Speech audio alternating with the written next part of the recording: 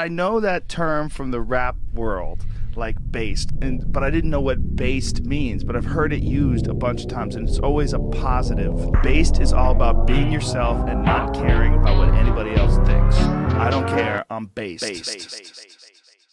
Petty for president, racing and leveraging, facing competitors. I'm not the regular. Petty for president, you are not ready yet. Serve and I represent, trust me with all respect. Petty for president, move and protected, yes. No losing delegates, seats in my home expense. Petty for president, black me my leather, yes. No speech impediment, TV like Letterman. Petty on podium, powerful present. What's up, big dog? Can you hear me all right? Now I can. Yeah. All right, sir. To accept prompts. So we are recording, and we're just going to jump right into it, man. Appreciate you coming on. Worse. Sorry, that was kind of I can't spell. Anybody that follows me knows I can't spell, so I probably spelled your name wrong when I was trying to send you the invite there. That's okay. But yeah, so we got grand old Evan in the flesh here, joining the Base Talk podcast. And, I really love what you're doing because you're just unapologetically yourself. You're going out there, you're saying the shit that could catch you a lot of flack from every direction. And you're quite frankly not giving one single fuck and just doing what you're doing, man. And I have nothing but respect for you.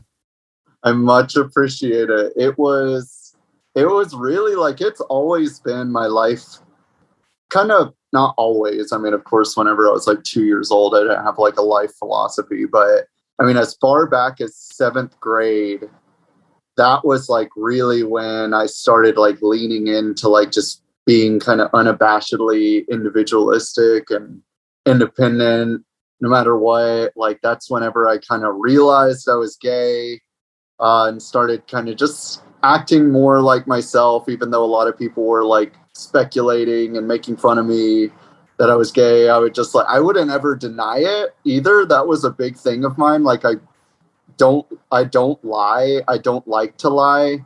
I mean, I'll lie if it's like, say, there are certain situations where lying is like the ethical thing to do, but for the most part, I don't like lying. So I would never deny it when people would accuse me of being gay as far back as 7th grade.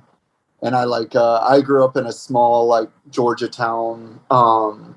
So yeah, and I remember I used to be a Democrat, and, literally in like 2020 when the world was going crazy with all the COVID stuff and the George Floyd riots, I was very much like questioning my whole identity, and eventually I was just like, I am like straight up Republican. Like there's no denying that at this point, because I was always a right-leaning Democrat anyway. I was always getting in fights with Democrats anyway, and I was like, honestly, the only reason I was with y'all in the first place is because at the end of the day, I'm a very live and let live person, and I felt like the Republicans were very like in your business, like trying to like moralize everything and everybody, and like I just didn't like that energy. I felt like it was like borderline theocratic, and I don't like that. I've never liked people who try to use government to like force their ideology on people. And so when the Democrats became that, they became the party of using government and force and shaming and intimidation and guilting to force people to accept their worldview. I was like, I am a Republican. And I was so silent about it for so long. And eventually I was just like, this is not who I am, to be like some sheepish like person that's just living silently while the world is going crazy. Like I gotta say something. Like people are fucking nuts right now. Like so is it safe to say that you don't necessarily feel like you've changed so much from your roots and your beliefs? It's just kind of the climate of the world has kind of put you in a space where you basically identify more with the right at this point, even though you really haven't changed any of your morals. Is that pretty safe to say? Yeah, honestly, like, and I don't know if you're familiar with Colin Wright, but he's like big on like the gender ideology stuff. But he had that cartoon. You might have seen the meme he made, the cartoon that he made that showed like the political spectrum. Yep. and it showed like him in the center, Mm-hmm. and then like he was like center left or something, and then he became like the left moved further left, and he stayed in the same exact position. But now being in the same position, but the left going further, now you're technically right wing. It's but funny. Like, I just did I just did an interview with Mostly Peaceful Memes, and we were talking about that same exact meme because I was asking him similar questions about, you know, his background, about his ideology growing up, and because I come from, you know, I have different life experiences than you, but it's the same story ideologically about where I ended up. You know, if you had to like pin me somewhere politically, you know what I mean? Because I grew up, I mean, I was just a shameless liberal growing up. You know what I mean? I was very, and I think it was kind of just a way to rebel. You know, it was just a way to rebel against like the country town that I grew up in, and like my, you know, kind of conservative family, this and that. But then I started hearing like something clicked around the time I was 20 and I was in college, and I would hear everybody else talk about how like, what year was this? So this would have been like 2010-ish. Okay. Because people would start talking about how like racist and terrible Republicans are, and my grandparents, I used to kind of pick on them because they would watch Bill O'Reilly. You know what I mean? Yeah. And I was like, man, my grandparents are like the nicest people I know. They're always donating money to church, and they're just like very kind, sweet people. You know, so it's like I don't like you people calling my grandparents evil. You know what I mean? Like I still didn't really align. You know, like values wise, like core values, my values haven't really changed. But in terms of how much I actually thought through whether my political alignments were aligning with those values, I wasn't really thinking a lot of things through. Like I didn't really give, like I did the same shit with my grandparents. I would like make fun of how they watched like Fox News all day. But did I ever watch Fox News? No, I never gave it a chance. And so I say like, oh, my political beliefs haven't changed. I have absolutely become a lot more right leaning. But my values haven't really changed. But the way in which I've kind of, that I frame those values in a political framework is vastly different, because I've actually looked into right-wing ideology for once, instead of just degrading it and assuming I'm morally and intellectually superior like I did all of college. Right. And in high school, I was pretty apolitical. If anything, I would have probably called myself a Republican. But I don't know. I would have called myself independent probably, because I was just like, I don't like how moralistic the Republicans are. And I don't necessarily even know what the Democrats stand for. But in college, I was like hard Democrat. Like I canvassed for Stacey Abrams. Like I posted the most disgusting status when Donald Trump won. Like I posted it on my TikTok a couple times. It's like a hilarious status. Like I can't believe. What did it say? It's like unbelievable. I wish I had like the full text, because it is just like the level of like intellectualism, like just ingrained into the writing, like me trying to sound so just like smart, and like it's just the same like left-wing horseshit that pisses me off so much today. I was literally that, and I'm shameless to admit that, because I think so many people marry themselves to their political identity.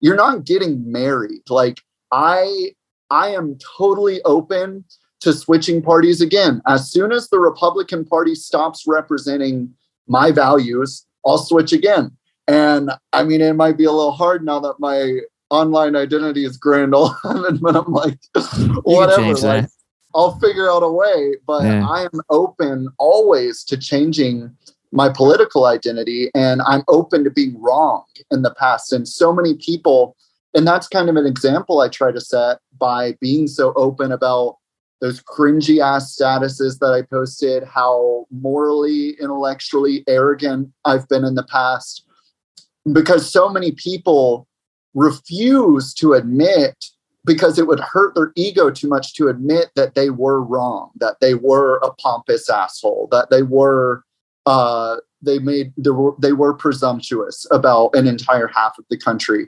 And so that's kind of an example I try to set by being open about it. But that status was like, if you voted for someone so manifestly racist and homophobic, shame on you. You've now subjected marginalized communities to a government that loathes them. Like, it was just the most disgusting. You made an interesting video a while back where you were basically talking about how Trump actually had one of the first open gay cabinet members, and how you're just kind of talking about a lot of stuff that the general public doesn't know about. Do you know off the top of your head what I'm talking about? Can you kind of talk about that a little bit? Yeah, definitely. So I do feel like the Republican Party has genuinely changed on this front. I think that the concerns that the Republican Party was kind of like anti-gay were kind of well-founded up until roughly Trump, really. Trump was the changing moment of that. Now, one thing that I have thought about since then, and I'll get into those points that you wanted me to address earlier, but first, to preface it, it's like, so the Republican Party before Trump came definitely did have a pretty explicitly anti-gay kind of moray about it. But it's like the Log Cabin Republicans, for example, which is a group of, it's literally just gay Republicans. That's what the organization exists for. They have existed since like the 70s, I think. So there have always been people who are like, okay, yeah, there's this thing in the Republican Party, but at the end of the day, what is going to affect our society most is like our economic well-being or national security. Like, there have always been people who have been pragmatic enough to not be a one-issue voter. So, I mean, even pre-Donald Trump, I still think I should have been a Republican if I really had thought through the issues. But post-Donald Trump, I really feel like Donald Trump introduced this new brand of republicanism that was a lot less establishment, a lot less formal, a lot less puritanical, because he was so crass. He was so just down to earth, didn't give a fuck about any of the like pleasantries and politics of all of it. And with that, I think came this new kind of liberalism in the Republican Party that hadn't really ever been seen before, as far as I know.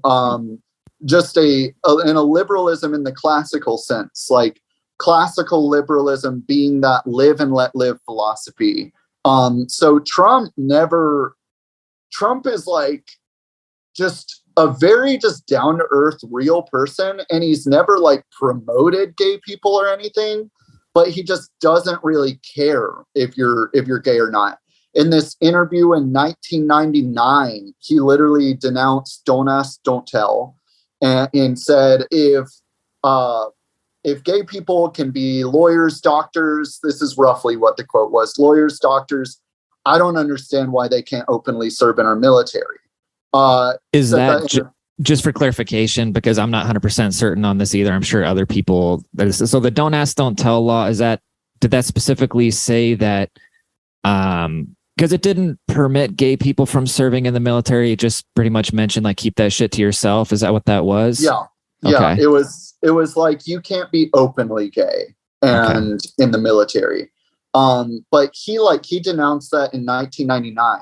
And "Don't Ask, Don't Tell" was a bill that Joe Biden voted for. So people like have this just weird, let me get on Wi-Fi, by the way. Oh, I guess I am. Oh, can you see me? Sorry, I might have shut out for a bit. No, you're good. But people have this notion that the Democrats have like always been on like our side, quote unquote, with gay people. And literally in the 2008 presidential campaign for Barack Obama, Joe Biden said in the vice presidential debate, when asked by the moderator, she was like, let's avoid nuance, Senator, or something along those lines. Do you support gay marriage? Joe Biden said, no, neither I nor Barack Obama support redefining marriage from a civil standpoint. We do not support that. That was 2008. So that's an interesting point. Sorry, I don't mean to interrupt you because you're fine. Because you were talking earlier about, you know, the Republican Party until that they kind of had a anti-gay stigma until Trump came along. So it kind of sounds like it was mostly like just a societal thing in general. Because the Democrats just came around sooner. They came around maybe 4 years sooner, like 2012.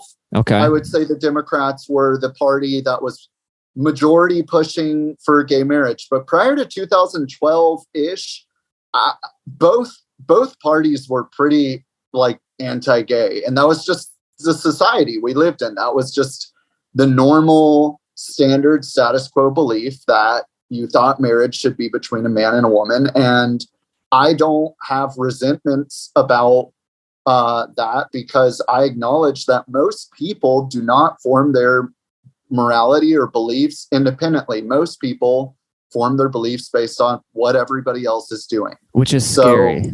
It is scary, but that's why it's so important to be outspoken, even when it's super taboo socially, because progress has never been made by a conformist. Conformity in it, by definition, is mutually exclusive with change. If you are conforming, you are not changing anything. You are the status quo, and you will never be revolutionary. You'll never make the world. You might not make the world a worse place, but you certainly aren't necessarily going to make the world like a radically better place if you're conforming.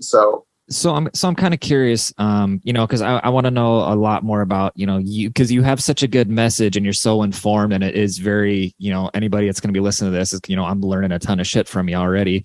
But I am, I'm so curious.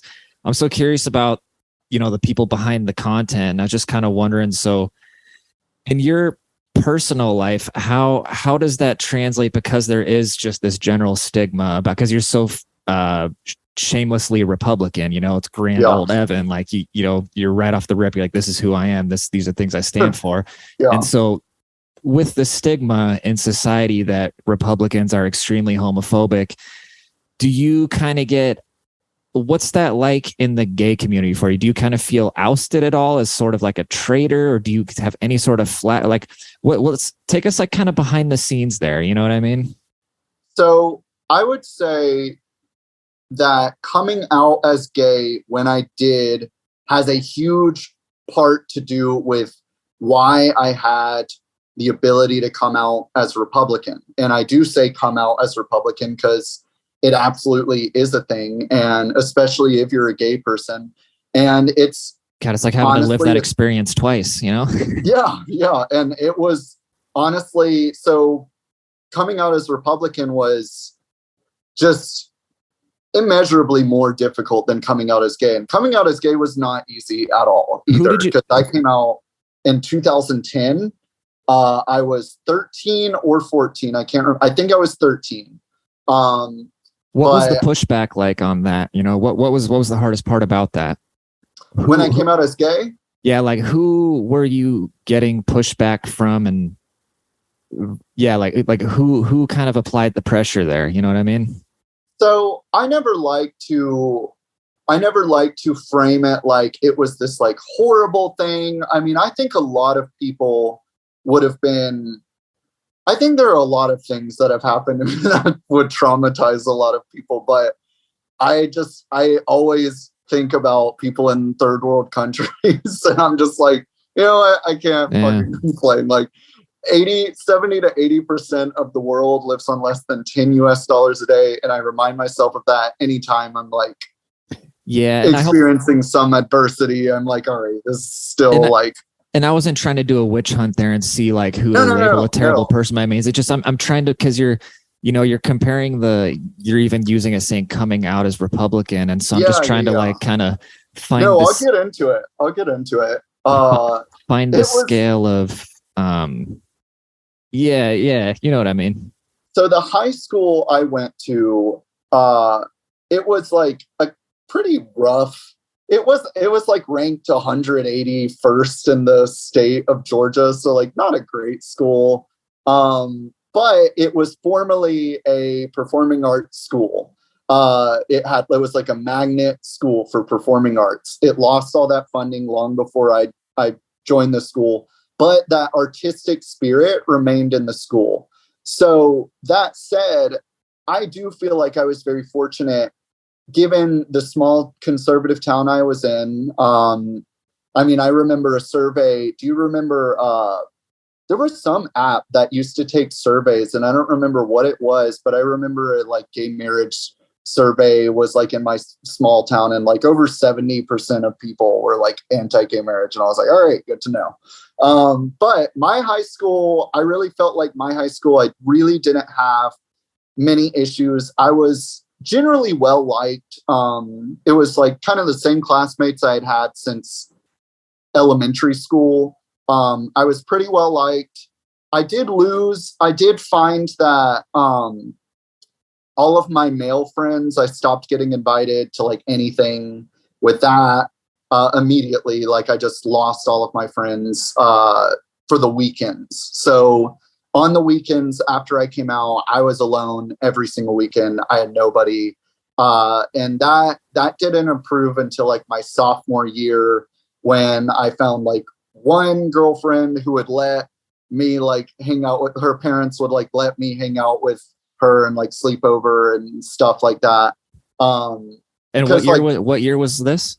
This was 2000. So I came out in 2010. Sophomore year would have been like 2011, 2012. Okay. And so, but at my actual high school, now middle school, I remember whenever, like I said earlier, I started kind of coming into myself. I wasn't out explicitly, but everybody would joke about how I was gay, because I acted like myself. I'm not super feminine or anything, but for the time, I was very feminine compared to most people.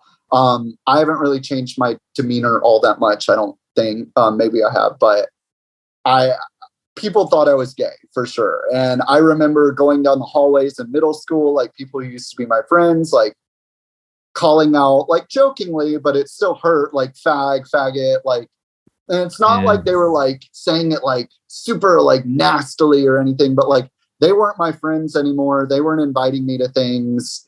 They were like joking, but like that still hurt. So that was the experience in middle school. In high school, like I said, I was pretty well liked. Didn't have any weekend friends anymore because all the guys like stopped inviting me to stuff.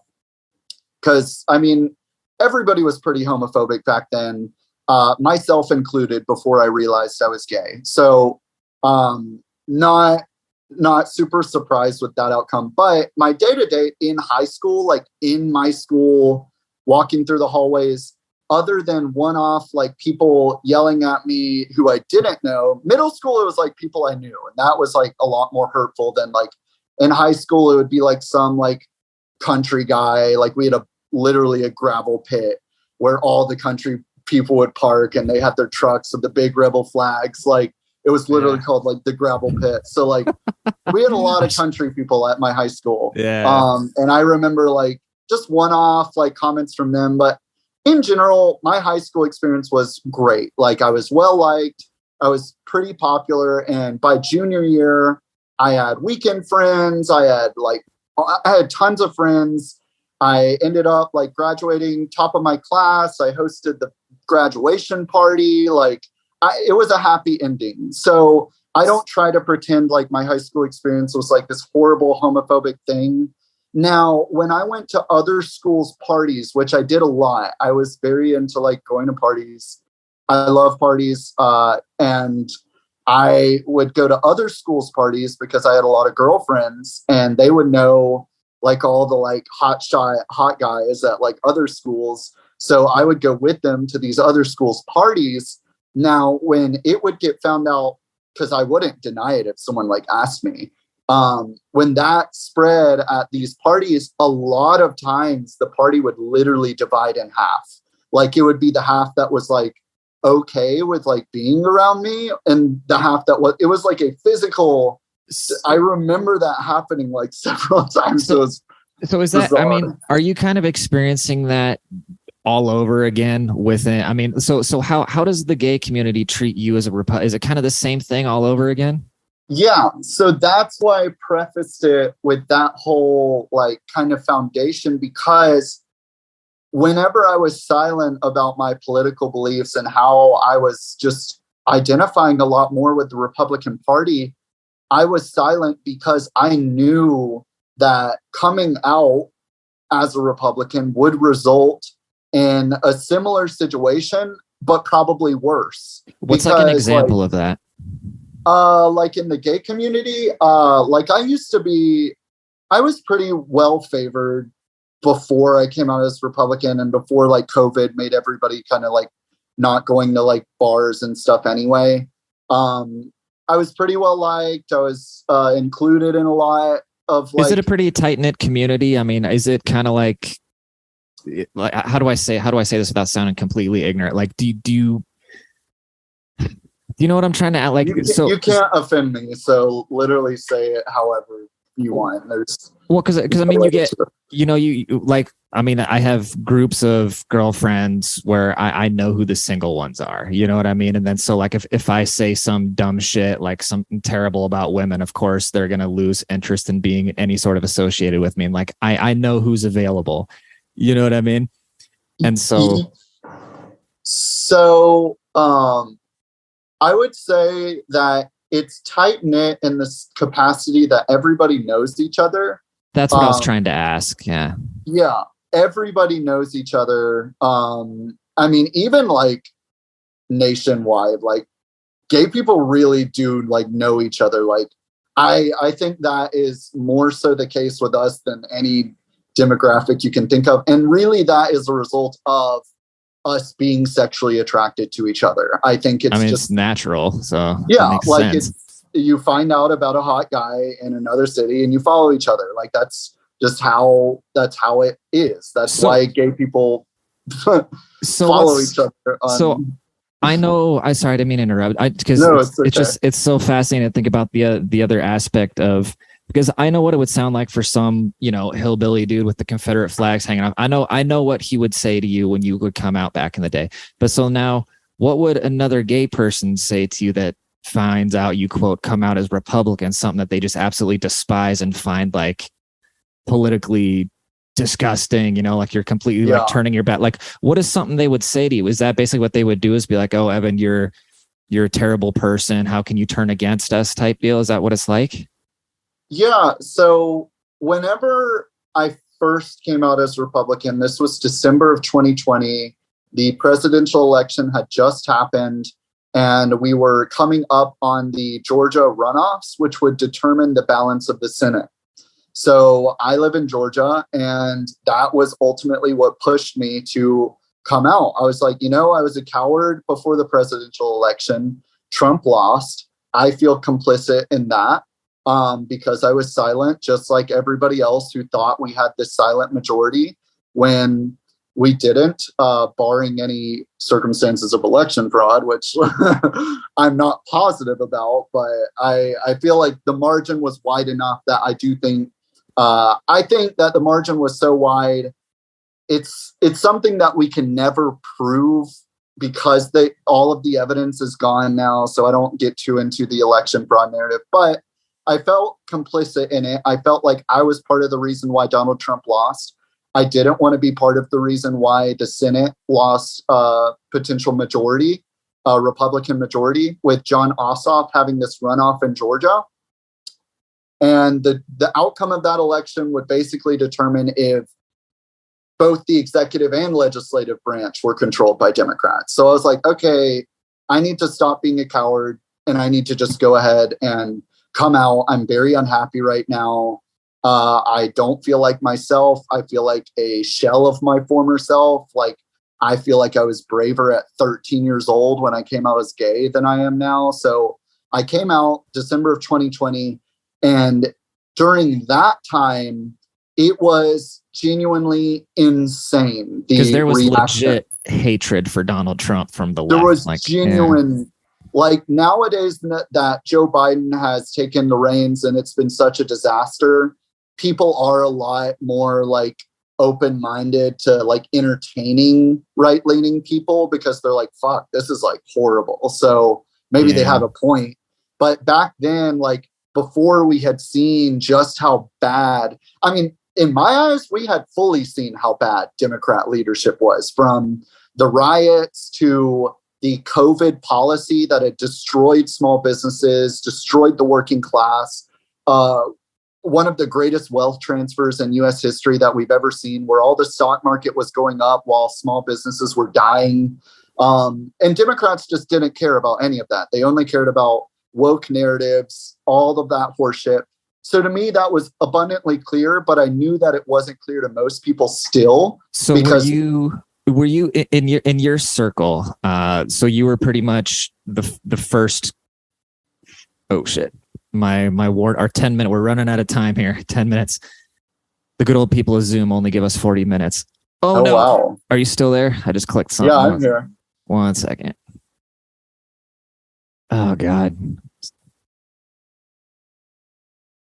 Sorry, 1 second. Can't believe Zoom only gives 40 minutes. Yeah, no, I just found out about that today. I need to upgrade that shit. So I just want to ask you really quick before we run out of time here. Have you felt, because you're pretty big on TikTok and you make a lot of content, and I see you're doing some pretty big numbers. So have you had people reach out to you and say, hey, this piece of content that you created really inspired me to really look into my preconceived notions about people on the right and kind of reassess where I align? And so have you kind of built like another sub community of the community that you came from, where more people are coming to your side? Yes, 100%. And that is, the prime motivator. It's more so, I do see people who have like, oh, I've changed my mind about Republicans. I've like seen your video, blah, blah, blah. I've seen that a lot. More so what I see is people who were terrified to be right-leaning, because the reality was, like, when I came out of the closet as Republican, the backlash I got for an incessant, like, 2-week period. I wrote this like essay whenever I came out, and it got a bunch of hits, mostly in the gay community. Where did you post it on? Sorry? Where do you post I literally something like made that? a website, because I had no platform then. I had no TikTok. I had no Instagram. I literally made a Wix site just so I could publish, because I was a very good student in college. I published a research paper then under my name about like corporate tax rates. I was an economics major, so I knew how to write a good paper. I didn't have any connections to like anybody in publishing, so I was like, I'm just going to make a Wix site and publish all this evidence as to why I'm leaving the Democrat Party, because it's objectively a terrible party right now. Have you ever thought of writing a book? I've thought about it, but I have a horrible attention span. That's why TikTok does so well for me. But so the backlash was just like disgusting. Like the amount of years long friendships. And these are the people who I really try to reach out to, and who I get a good response from, is people who have had this similar experience of having people you've known for years that like I had hosted in my home, I traveled the world with, been friends with, just like through so many life experiences, and they were willing to cut me off over an ideology they didn't even understand.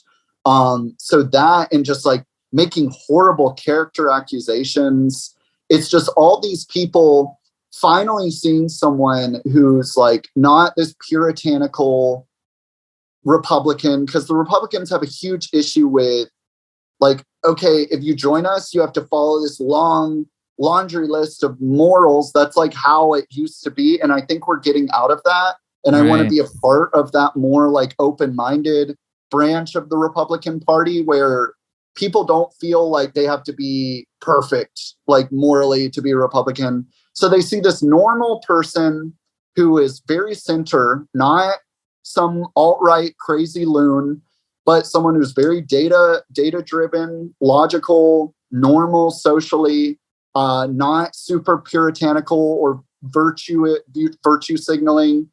And they reach out to me and they're like, oh my God, like especially gay people, because there are a lot of gay Republicans, actually. Like 28%, according to the New York Times exit poll. This is New York Times. So if anything, they have an incentive to skew the data to the left. I think it was 28. It's over 25%, though, of LGBT people. And the L's and the T's definitely bring it down, but because over 25% of LGBT people voted for Donald Trump in 2020. And over 40% of gay men in a survey of 1,200 men that was taken on a gay dating app, survey of 1,200 men, over 40% of gay men said they planned on voting for Donald Trump in the months leading up to the election. There are a ton of gay Republicans, and they are all in hiding. That's why I'm so vocal about, I hate like using the gay card. I think I get it. It's cringy. It's annoying. I'm sick of seeing gay people too. I'm sick of seeing the gay flag. I get it. It's annoying. But I see. Sorry, go ahead. I'm cutting you off. Go ahead.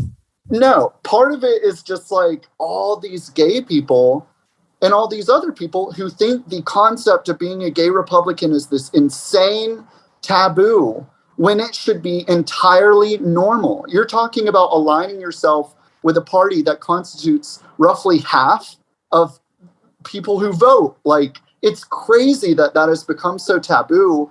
And so that's why I'm so open about being a gay Republican. I know it's cringy. I know like it's annoying, but it's necessary in this time to destigmatize that coupling because it shouldn't be that crazy of a thing.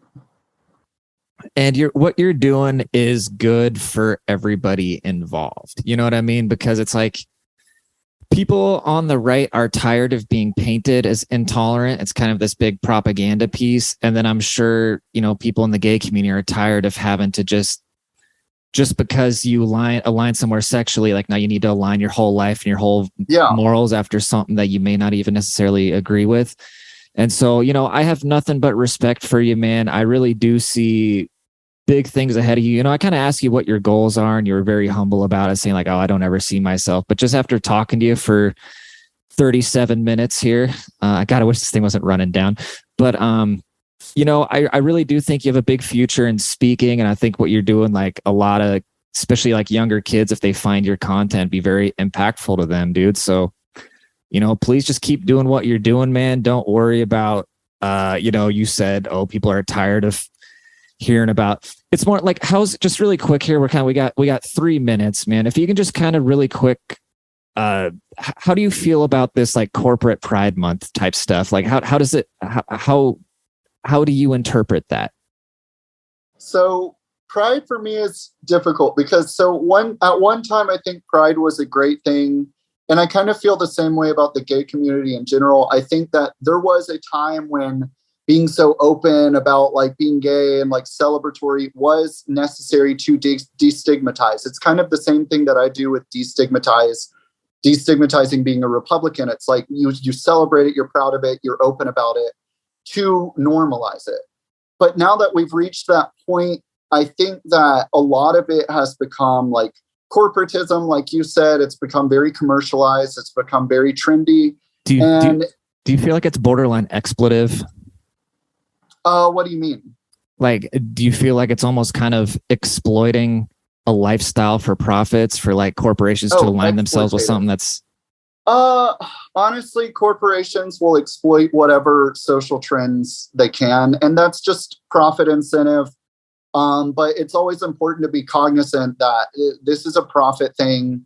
Corporations, I never rely on to have virtues because they represent an institution, not a person with principles and beliefs. They represent, and that's all Supreme Court decision I just said there, but that I just said against. But basically, corporations are just profit driven. That's fine. That's normal. But it's important to be cognizant of that. So all of the like George Floyd stuff, all the Pride stuff, it's the same thing. They're just trying to capitalize on whatever's trending. Don't put too much stock in it. It's not that deep. It's just they're trying to make money. And I see it as just trying to make money. It's whatever. All right, brother, man. Well, I really appreciate we're running out of time here. And like I said, just thank you so much for coming on. Appreciate you taking the time. We'll definitely have to stay in contact in the future here. Of course. Get some more stuff out there. And just, nothing but respect for you. Big thank you. And, shout out to all your, the people that follow you that are learning from you, man. You're doing great things. You too, Lord Petty. I like your humor. It's funny. We need more edgy right-wing people. I love the edgy right-wing movement. Like I said earlier, making it this not super puritanical, unrelatable thing is, I think it's good. I think it's good for the country. I think it's good for the party, because being too puritanical is just like going to make us not resonate with anybody, and it's going to scare people away. So I appreciate the work you're doing as well. All right, good sir. Well, you have a great rest of your weekend, and we will be in touch. You as well. All right, take care, man. See ya.